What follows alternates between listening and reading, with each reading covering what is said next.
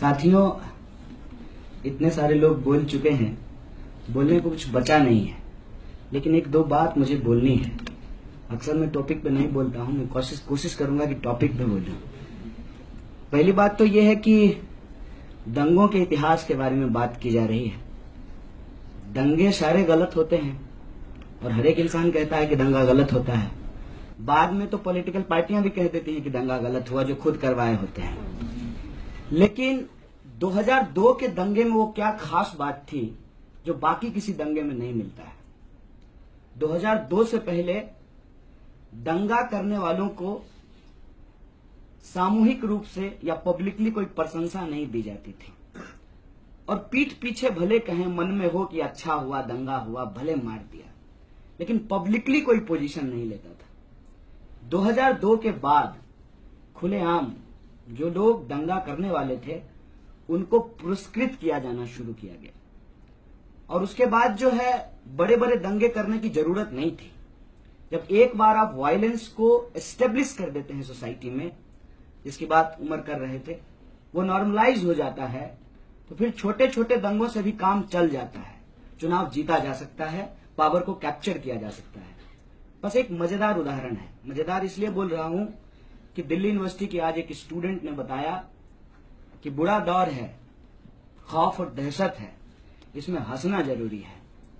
इसलिए अपने दर्द और दुख को भी मजे से कह रहा हूं कि अखलाक की जो मॉब लिंचिंग हुई, मरने वाले परिवार को एक्यूज बना दिया गया और एक्यूज को शहीद बना दिया गया। आप समझ सकते हैं कि क्यों 2002 का दंगा वो एक डिमार्केशन करता है सोसाइटी के अंदर, जहां माने पंडित जी से पतरा निकाल करके ये नहीं पूछना है कि फासिज्म कब आएगा, वो डेट बता के नहीं आएगा, लेकिन उसका जो बेसिक कैरेक्टर है, वायलेंस का नॉर्मलाइज हो जाना, वो एस्टेब्लिश होता है 2002 के दंगे में। ये खास बात थी। और पहले भी वो गैर जिम्मेदाराना बयानबाजी प्रधानमंत्री के द्वारा किए गए हैं। राजीव गांधी का बयान आप लोगों को याद होगा। उसके बाद मोदी जी का भी एक्शन और रिएक्शन का वो बयान आया, लेकिन आम जनता नहीं बोलती थी। लेकिन आज आप ये देखेंगे कि आम जनता, कॉमन लोग इस बात को आपस में जब डिस्कशन करते हैं तो बोलते हैं, ठीक हुआ, ट्रेन अगर जला दी गई तो रिएक्शन तो होना ही था। और ये जो डिस्कोर्स है आपको हर जगह पेनिट्रेट होता हुआ दिखाई देगा, हर जगह। उमर की बहन को रेप करने का थ्रेट दिया गया तो क्या कहा गया, ठीक हुआ, उसका भाई है, उसने ऐसा किया। हर मामले में आपको यह दिखाई देगा। नजीब के मामले में भी जेएनयू जैसे कैंपस में लोग कह रहे थे कि हां, तो लाल धागा देख करके उसने मारा, इसीलिए लोगों ने उसकी पिटाई की। और ये आपको हर जगह ग्राउंडेड होता हुआ दिखाई देगा, हर एक स्फीयर में। कहीं भी जाकर के आप देख लीजिए, कहीं मार धार हिंसा उसको जस्टिफाई किया जाता है। अभी जो रामजस में भी हुआ है, इस पूरे हंगामे में ये चीज गायब है कि किसी को भी वायलेंस करने का अधिकार कौन देता है। कंगारू कोर्ट में जस्टिस इंश्योर करने का राइट आपको कौन देता है। किसी के ऊपर कोई आरोप लगा है, उस आरोप को साबित होने से पहले ही आप उसको एक्यूज मान करके सजा देना चाहते हैं, ये राइट आपको कौन देता है। ये तमाम चीजों पे कोई बातचीत नहीं होती है, और ये सब कुछ 2002 के बाद हुआ है। मैंने भी राणा अयूब की वो किताब पढ़ी है, उसमें एक बहुत इंटरेस्टिंग पॉइंट है कि उसमें एक मार्जिनलाइज्ड सेक्शन का पुलिस ऑफिसर है, और वो कह रहा है कि अपर कास्ट ऑफिसर इतना मेहनत नहीं करते हैं, फिर भी जो साहब हैं उनका ध्यान हमारे ऊपर नहीं होता है। अब आप देखिए, एक पुलिस ऑफिसर की चाहत जो है वो है सीएम से जुड़ने की। और मैं दूसरे चीज पे आपको उस पॉइंट को हाईलाइट करना चाहता हूं कि centralisation of power. Modi ji Punjab के सीएम होंगे, मोदी जी यूपी के सीएम होंगे, मोदी जी गोवा के सीएम होंगे, मोदी जी मणिपुर के सीएम होंगे, और मोदी जी देश के पीएम भी होंगे।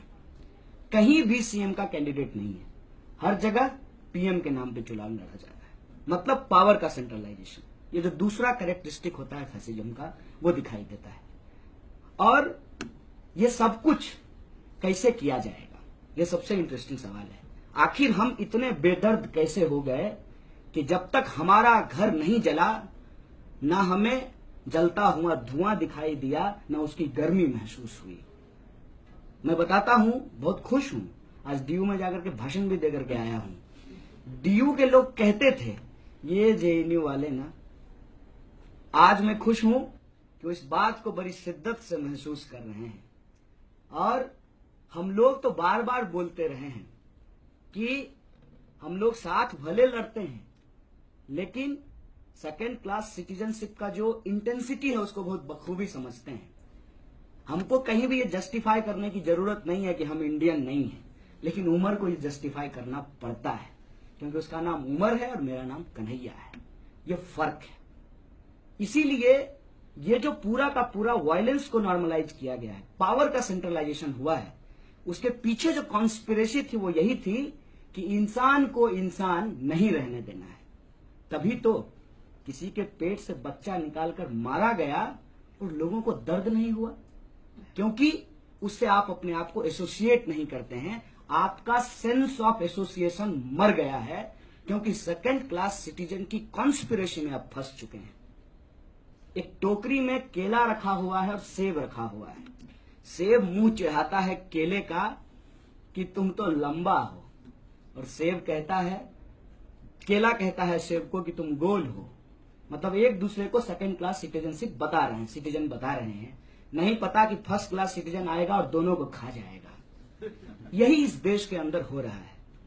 और मैं बिल्कुल एग्री करता हूं इस बात से, जो बात अनिर्बान ने कही है कि सेकेंड क्लास सिटीजनशिप जो है उसकी जब हम चर्चा करते हैं तो उसमें सिर्फ और सिर्फ एक आइडेंटिटी शामिल नहीं है। आप देखिए कि अलग अलग जगह पे अलग अलग कम्युनिटी को टारगेट किया जाता है। कंधमाल में जब किसी को जलाया गया तो वो मुसलमान नहीं थी। कहीं जब किसी को मारा गया तो वो क्रिश्चियन नहीं था। खैरलांजी में जो लोग मारे गए वो ना मुस्लिम थे ना क्रिश्चियन थे। और आदिवासी इलाकों में जो आदिवासियों को मारा जा रहा है तो वो न मुस्लिम है, न दलित है, न महिला है, कुछ और है। ये जो अलग अलग आइडेंटिटी है, जिसमें खुद सेकेंड क्लास सिटीजनशिप का जो शिकार है वो दूसरे पे उंगली उठा करके कहता है कि तुम सेकेंड क्लास सिटीजन हो। मैं जब दिल्ली आया, मैं बड़ा अपने आप कुछ फन्ने खां समझता था। दिल्ली आते ही ऑटो वाले ने कहा कि बिहार से आए हो क्या? उसी समय महसूस हुआ कि दिल्ली में मैं सेकेंड क्लास सिटीजन हूं, और हर एक कदम पे यह महसूस होता है। बताइए, मैं तो हिंदू भी हूं, इत्तेफाक से जो है अपर कास्ट घर में भी पैदा हो लिया, लेकिन मेरी गलती क्या है? गलती यह है कि सोसाइटी के अंदर एक नैरेटिव बिल्ड किया जाता है और आप उस कॉन्स्पिरेसी में फंसते हैं। वो नैरेटिव बनता कैसे है? पहले यह कहा जाएगा कि क्लासरूम में वही बच्चे पढ़ने आएंगे जिनके पास जूता होगा। फिर कहा जाएगा कि क्लासरूम में वही बच्चे पढ़ने आएंगे जिनके पास भगवा जूता होगा। फिर यह कहा जाएगा कि क्लासरूम में वही बच्चे पढ़ने आएंगे जिनके पास लिबर्टी का जूता होगा। ये जो डिस्कोर्स को बिल्ड किया जाता है, क्या है भाई? कोई भी आदमी गरीब सा, कोट एंड कोट सुंदरता के पैमाने में वो गोरा ना हो, काला हो, श्यामला हो, ठीक है, और कोई लेबर क्लास का काम करता हो, चाहे वो कहीं का भी हो, चाहे वो केरल का क्यों ना हो, उसको बिहारी कह देगा। कहीं कोई चोर पकड़ा गया, पॉकेटमार पकड़ा गया, उसको कह देगा कि बिहारी होगा। ये जो नैरेटिव बिल्ड होता है वो धीरे धीरे बिल्ड किया जाता है, और हम लोग खुद इसको किए हैं। मैं बात आपको बताता हूं, कॉलेज में जब लड़ाई होती थी तो अपोजिट पार्टी को पीटने का सिर्फ एक फंडा हमारे पास होता था कि किसी को भी कह देना है कि कहना हमको छेड़ रहा था, उसके बाद उसकी पिटाई कर देंगे। जो जनता आएगी वो पीटेगी, जनता पूछेगी क्यों मार रहे हो, कह देंगे कि लड़की छेड़ रहा था। आज इस देश में यही किया जा रहा है। क्या किया जा रहा है? अरे भाई, ये सब एंटी नेशनल लोग हैं, मुसलमान है यार, तुम जानते हो ये लोग कैसे हैं, खाते हैं इस देश का, नारा लगाते हैं पाकिस्तान का। और खुद इन्होंने जो घेटोजाइजेशन किया, सेकेंड क्लास सिटीजनशिप की जो कॉन्स्पिरेसी है, जहां एक गैर मुस्लिम को दिक्कत है मुसलमानों के बस्ती में रहने में, और एक मुस्लिम को दिक्कत है किसी हिंदू के बस्ती में जाकर के रहने की, ये जो सेग्रीगेशन हुआ है। और उसमें मैं मजेदार बात, मैं इधर गुजरात गया था, एक एरिया है जो मुस्लिम बहुल है, हिंदुओं ने उसका नाम इस्लामाबाद रख दिया है, उसका नाम कुछ और है। न जाने कितने इस्लामाबाद इस देश के अंदर हैं। और स्थिति यह हो गई है कि आज अलग अलग जगह से जब लोगों को हटाया जाता है, जैसे 786 अगर लिखा हो किसी ऑटो पे तो कोई हिंदू उस पे नहीं चढ़ेगा, ये गुजरात में होता है। और ठीक इसका एक रिटेलिएशन दूसरी तरफ भी देखने को मिलता है। तो अब आपस में जब वहां के लोकल सिटीजन बात करते हैं तो उस जगह का ओरिजिनल नाम लेते ही नहीं है, कहते हैं इस्लामाबाद जा रहे हैं। ये लोगों के नैरेटिव में आ गया है, लोगों के डिस्कोर्स में आ गया। और ये जो डिस्कोर्स लगातार बिल्ड किया जा रहा है उसका सिर्फ एक मकसद है कि जो ऑप्रेस्ड कम्युनिटी है वो आपस में लड़ते रहे कि कौन फर्स्ट क्लास सिटीजन है। सही मायने में हम सब सेकंड क्लास सिटीजन हैं, चाहे हम गरीब हो, दलित हो, पिछड़े हो, आदिवासी हो, महिला हो, अल्पसंख्यक हो, हम सब लोग सेकंड क्लास सिटीजन हैं। लेकिन इसका यह मतलब नहीं है कि इसके बीच में भी कैटेगरीज नहीं होती। इसके बीच में भी कैटेगरीज होती है, जिसका मैं साफ साफ उदाहरण आपको दे रहा हूं। एक ही केस में बंद है भाई, सेडिशन दोनों पे लगा हुआ है। हम बहुत जगह जाकर के भाषण दे रहे हैं, उमर रामजस में भाषण क्यों नहीं दे सकता है? दोनों बेल पे छूटे हैं। तो इसमें भी एक कैटेगरी आपको दिखती है। मैं ये नहीं कह रहा हूं कि उसके बीच में कैटेगरी नहीं है, लेकिन आज जिस तरीके का अटैक है, हम तो तैयार हैं अपना डिफरेंसेज कम करके एक मंच पे आने के लिए। और जिस होप की बात और चीजों को भुलाने की साजिश के खिलाफ याद करने की जो बात है, इस दोनों बात को मिला करके मैं कहना चाहता हूं कि 15 अगस्त को भी जब हम स्वतंत्रता दिवस मनाते हैं तो याद ही करते हैं ना उस दिन को। 2002 में जो दंगा हुआ उसको अगर आज हम याद कर रहे हैं तो सिर्फ याद करने की उस रस्म अदायगी में शामिल नहीं है। इस बात का कमिटमेंट है कि तब से लेकर के अब तक, 1947 से लेकर के आज तक, इस देश को जो तोड़ने वाले लोग हैं उनके खिलाफ जो संघर्ष रहा है वो हमारी आशा और उम्मीद है। और इस आशा और उम्मीद पे यदि हम कायम रहें तो हम जरूर जीत सकते हैं। और ये जो सेकंड क्लास सिटीजनशिप या फिर दंगों की राजनीति हमारे ऊपर जो थोपी जा रही है उसको खारिज करके सही मायने में कॉन्स्टिट्यूशन को इम्प्लीमेंट कर सकते हैं। बहुत बहुत शुक्रिया।